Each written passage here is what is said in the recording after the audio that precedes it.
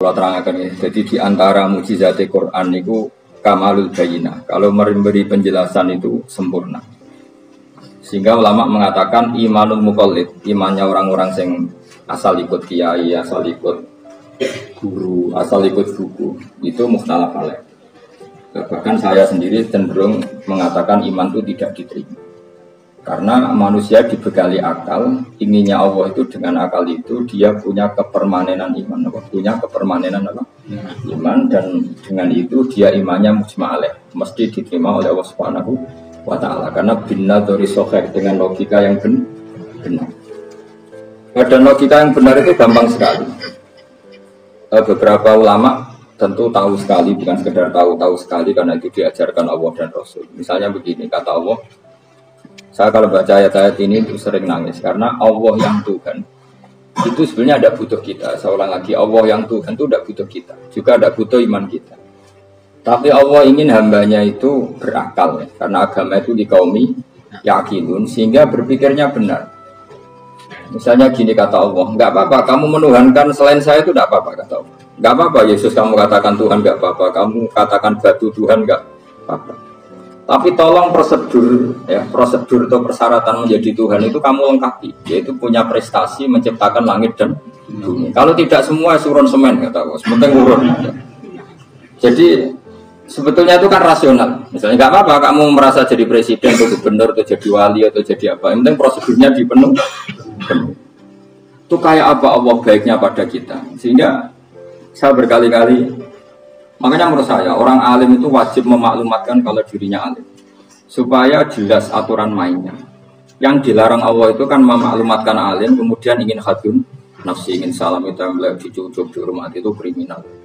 Itu orang alim gendeng sekali. Karena khasnya orang alim itu tentu cari ridhonya Allah, bukan ridho khalqi, bukan ridhonya apa? Makhluk itu lah ada siapa. Dan kita harus baku seperti itu. Kenapa kalau orang alim nggak memaklumatkan kealimannya itu dikatakan salah? Karena fungsi orang alim adalah membawa bayinah, membawa ayat-ayat Allah, bukan kepentingan apa? Pribadi. Makanya Rasulullah nanti dukung ngendikan idza zuharatil fitanu wal bid'u falidhil alim ilmahu wa illa fa'alaihi la'natullah wal malaikati wan nasi ajmain. Jika zaman akhir banyak bid'ah, banyak kebodohan, maka orang alim wajib menampakkan kealimannya. Jika tidak, maka dia malkun, dilanati langit dan bumi. Karena sebetulnya logika tentang Tuhan itu gampang sekali. Saya ulang lagi ya. Saya punya sekian contoh betapa tauhid itu mudah. Jadi kalau ada orang bilang ikhlas wangil, ya dia sendiri goblok karena nggak tahu logika apa. Ikhlas itu justru gampang. Misalnya kamu ngamal demi manusia itu umurnya hanya berapa coba? Kan pasti mati. Lalu kalau dia mati tidak berkutik, bagaimana Anda bersandar sama seseorang yang mati dan tidak berkutik? Sama-sama bersandar sama zat sing al-hayyul qayyum, sama zat yang ada. Kamu latih terus akal kamu. Misalnya saya punya jamaah banyak, mereka itu kan nggak jelas surganya. Kok harap-harap syafaatnya piye? Soalnya jamaahku mungkin rokok kabeh. Kan nggak mungkin syafaati saya. Atau mereka mlebu swarga kabeh, sudah sibuk kelon dewi dadari. Mungkin ada ngurusi saya. Jadi dua kemungkinan itu sama-sama ada ngurusi saya. Mlebu neraka ya rasanya nyafaati kan mlebu swarga. Terus sibuk napa? Kelon dewi dadari karena trauma di bocah elek. Sehingga kiainya saja wis ora takok Gus Pak nang ndi sesuatu takok. Wis ribet dhewe no. Nah, tentu saya juga sibuk soal pangeran sudah, makom saya sudah sibuk soal pangeran. Kowe pesta seks sing kula soal pangeran. Wa swargane ayate pokoke inna ansa'na guna napa? Insya'a faja'alna guna. Karo kelon dadi prawane berarti keloni serempet. Kula insyaallah melok daftar sing fa'ama ingka ana minal muqarrabin farauhu waraihan. Jadi surganya muqarrabin itu enggak ada sifatnya. Di situ gak dibakas bidadari, makan-makan gak, dari farauhu mereka satu surga yang sifatnya rohani karena gak bisa disifat.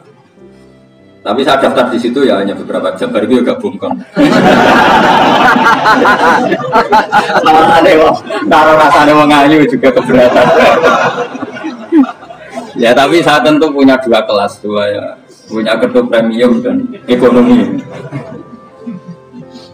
Saya enggak tertarik lah daftar yang premium dok, nanti repot teman.